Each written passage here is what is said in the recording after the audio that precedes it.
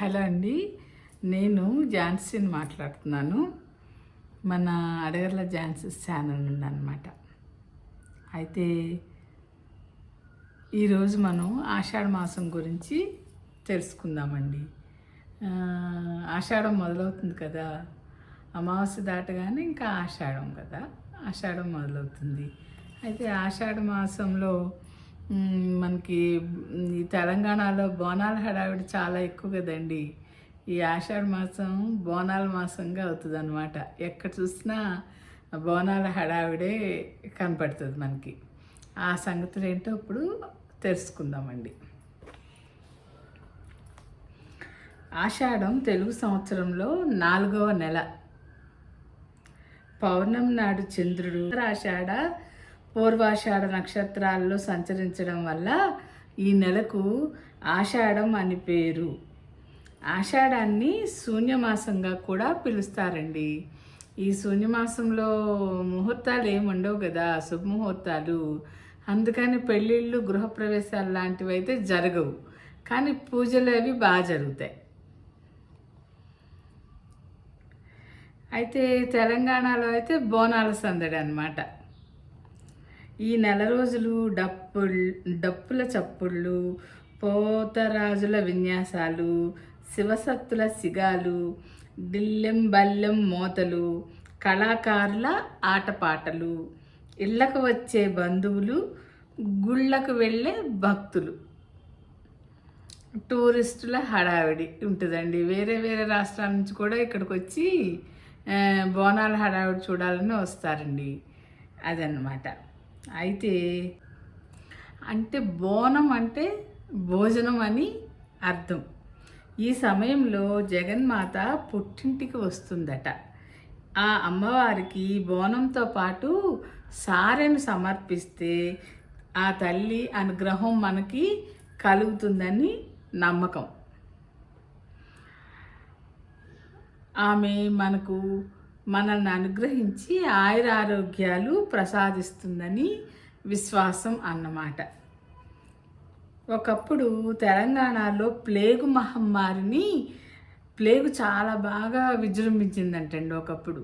ఆ ప్లేగు వ్యాధిని ఈ అమ్మవారే తరిమి కొట్టిందని భక్తుల నమ్మకం అన్నమాట.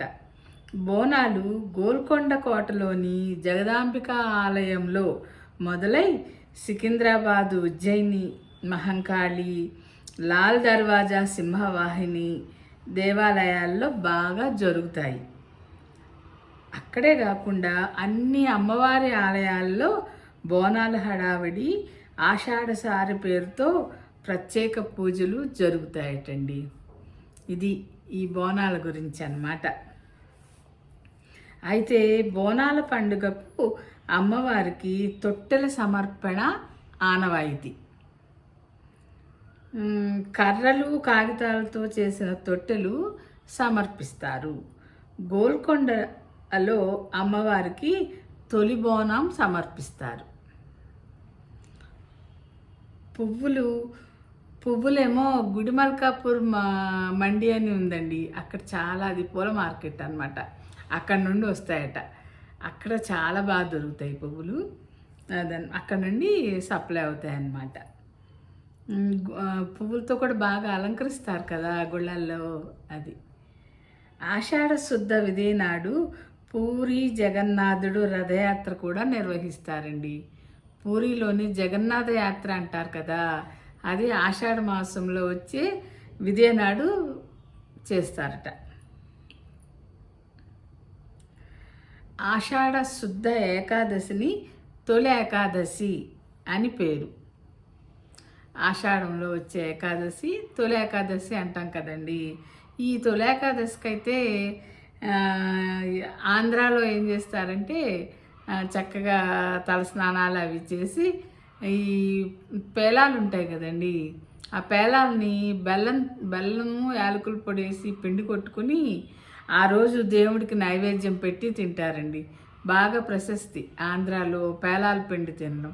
తెలంగాణలో పేలాల పిండి పెద్దగా తిన్నట్టు కనపడలేదు, కానీ ఆంధ్రాలో కంపల్సరీ పేలాల పిండి చేస్తారు తొలి ఏకాదశికి. ఇంకా ఆడవాళ్ళందరూ గోరింటాకు చాలా ఇష్టంగా పెట్టుకుంటారండి. ఆషాఢంలో బాగా పండుతుంది కూడా. అంటే మరి లేతాకు వస్తుందేమో ఈ సీజన్లో. చేతులకు పెట్టుకున్న చక్కగా ఎర్రగా పండుతుంది. అందుకని అందరూ పెట్టుకుంటారు. అసలు పెట్టుకోవాలి అని శాస్త్రం లెక్కని చెప్తారనమాట ఆషాఢంలో గోరింటాకు పెట్టుకోమని. అయితే ఈ తొలి ఏకాదశి రోజంటండి శ్రీమన్నారాయణుడు యోగ నిద్రలోకి వెళ్ళి 4 నెలల తర్వాత కార్తీక శుద్ధ ఏకాదశి నాడు మేల్కొంటాడట.